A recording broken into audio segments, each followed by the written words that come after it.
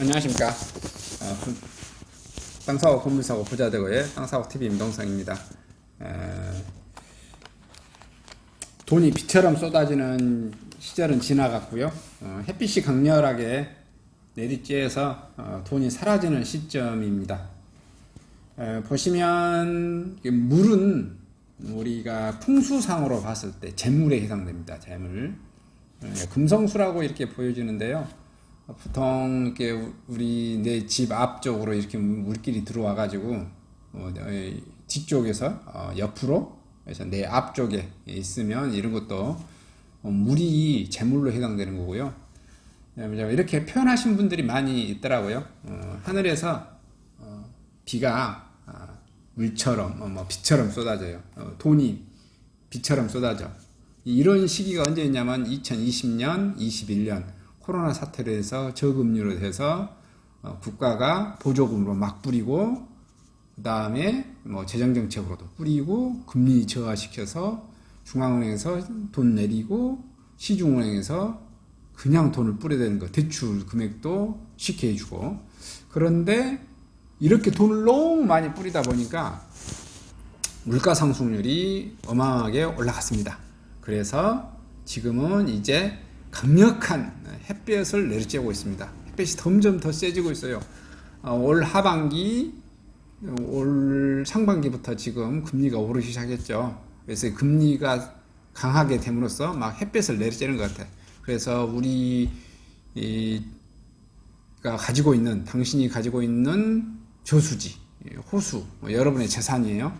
다 말라가고 있습니다. 재물이 말라가고 있어요. 그래서 금리를 계속해서 올리면 내가 그 금리 때문에 무서워서 대출을 못 일으키잖아요. 그래서 그냥 부동산을 살려고 하면 금리가 있어야 되는데 돈이 많이 있어야 되는데 그래서 부동산을 살 수도 없고 거리도 줄고 시중에서 팽배지죠. 그 이자에 대해서 두려움. 그리고 금리가 올라가다 보니까 대출 금리도 올라가지만 예금 금리도 올라가. 그러면 또 돈이 있는 사람들은 소비를 하려다가 소비를 안 하고 저축을 해. 예적금을 한단 말이에요. 그러다 보면 어떻게 돼요? 또 소비가 줄어. 그리고 돈 양이 줄어. 돈은 계속해서 은행으로 빨려 들어가. 여러분의 계좌라든지 이런 데서 이제 가용할 수 있는 돈은 계속 줄어들죠. 자, 그러다 보면은 주식도 하락하고 가상 자산도 하락하고 부동산도 하락하고 이렇게 되어지는 겁니다. 그래서 지금 현재 이 설명을 하나 해드리려면 그 자본주의 역사상 그 하락은 보통 한 1.1년 한 반 정도, 18개월 정도, 33개월, 30개월 요 정도. 그래서 3년을 못 넘겼습니다. 3년 대체적으로. 그래서 평균 한 2년 정도. 2년 정도면은 해결이 됩니다. 그리고 길게 가면은 3년 좀 못 되게. 그러면 그것은 금리로 대체적으로 이제 그 물가를 잡는데, 미 연준이라든지 중앙은행이, 전 세계 중앙은행이 할 수 있는 방법이 그것밖에 없습니다. 금리 가지고 조정을 하는 거죠. 그래서 물가가 잡힐 때까지 금리를 계속해서 올릴 거고 올 하반기도 올릴 거고 내년 상하반기까지도 올릴 것 같아요. 지금 그 주식이나 가상화폐 같은 경우는 경기보다 한 6개월 선행하고 부동산은 그 항공모함처럼 크다고 해가지고 6개월 정도 후행하고 있잖아요. 그래서 이미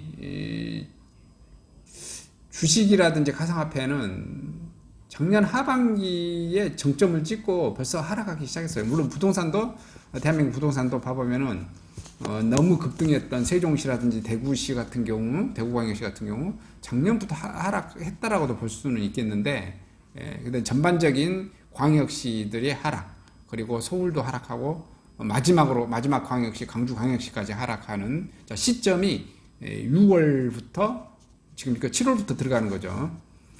그래서 이제 그 텀이 이제 뭐 주식으로 볼 거냐 부동산으로 볼 거냐에 따라서 실물 경기에서 저 하락 구간이 조금 이렇게 더 늘어날 수도 있고 그러는데, 물론 이제 경제학자분이라든지 하시는 분들은 더 정확한 더 데이터를 통계를 할 건데, 부동산이 상승할 건지 하락할 건지에 대한 요소들은 한 300여 가지가 넘습니다. 근데 지금에 있어서 가장 큰 하락 요인은 그 다음에 한 2년 전에 가장 상승했던 하락 요인, 여러 가지 물론 이유가 있겠지만 공급량도 적고 뭣도 적고 뭐 풀어주고 세금 정책도 있고 뭣도 풀어주고 막 했을 때 그것하고 보다 더 강력한 그게 뭐냐, 바로 이자율 하락으로 해서 돈을 무제한으로 비처럼 막 쏟아지게 해서 여러분들이 자산이 그냥 올라간 겁니다. 근데 지금은 이제 태양광으로 그냥 태양열로 그냥 빨아들인다고, 증발시켜버린다고, 여러분의 자산을 막 증발시킨다고, 계좌의 돈을 증발시켜버려. 목마르시겠죠? 이제 그런 의미로 좀 이해하시면 되실 것 같아요. 그리고 크게 두 가지, 전 세계는 지금 현재 미국이 패권 국가이고 미국이 기축통화국이죠. 그래서 이런 기축통화국은 달러에 의해서는데 자본주의 한 역사 300년 또 18세기까지 올라가면 더 올라갈 수도 있겠죠. 예를 들어서 네덜란드가 제일 처음에 기축통화, 영국이 기축통화 계속해서 좀 바뀌었죠. 지금 현재의 미국이 기축통화인데 그 미 연준에 의해서 모든 게 그래서 결정되어집니다. 그래서 미 연준은 크게 두 가지를 가지고 결정을 합니다. 이 두 가지가 뭐냐? 하나는 물가 상승률을 잡는 거고요. 또 하나는 실업률을 잡는 겁니다. 그래서 미 연준은 가장 큰 목표예요. 두 가지가.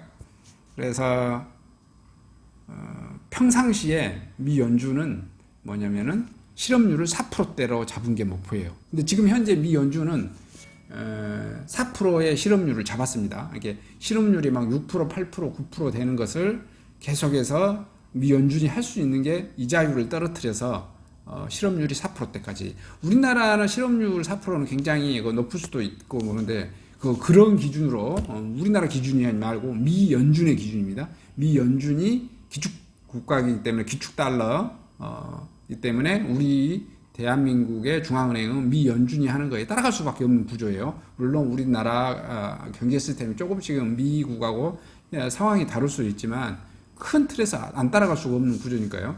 안 따라가면 우리가 환차익으로 특히 그 환율의 문제에 의해서 우리나라가 기업체 수입국가가 수입할 수 있는 것, 또 수출해야 되는데 수입으로 인해서 만약에 그 환율 조정을 하지 않으면 수입용 물가가 너무 높아가서 우리나라 물가 상승률이 더 올라갈 수밖에 없어요.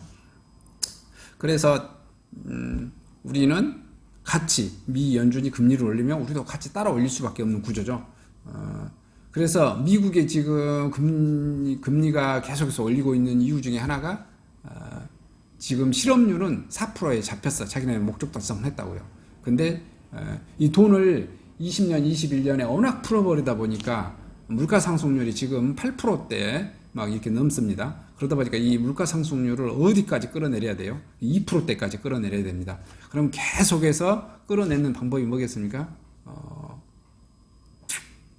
이자율을 올린 겁니다. 이자율을 올리면 자 올해 하반기, 내년 상반기, 내년 하반기까지 해가지고 그 금리가 지금이 아직 먼저 2%대인데 3%대 되고 4%대 되고 기준금리가 5%대 올라가면 실제 금리는 예를 들어서 막 8%, 9%, 12%막 이렇게 될 거란 말이에요.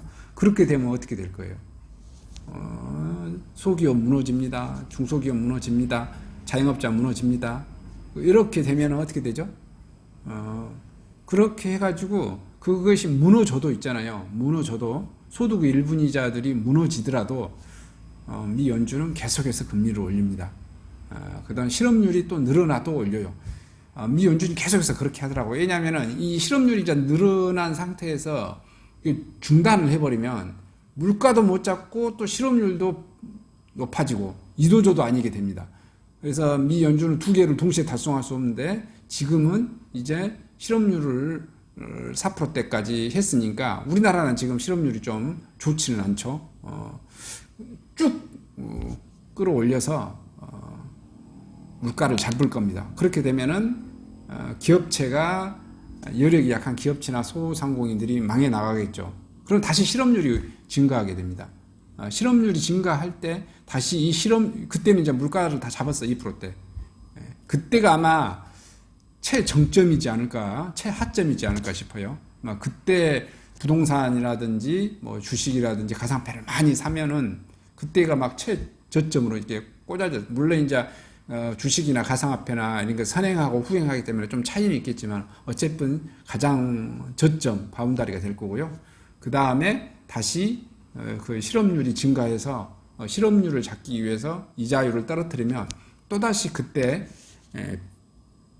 돈이 하늘에서 비처럼 쏟아질 겁니다. 신용창조에 의해서 시중은행에서 계속해서 시민들한테 공급하게 되겠죠. 그때 다시 부동산 가격이고 주식 가격이고 가상화폐 가격이고 다시 올라갈 겁니다. 그래서 텀을 제가 봤을 때는 지금 22년, 23년 하락 구간에 용기 있게 담대하게 살 수 있는 사람들이 싸게 살 수 있는 구간입니다.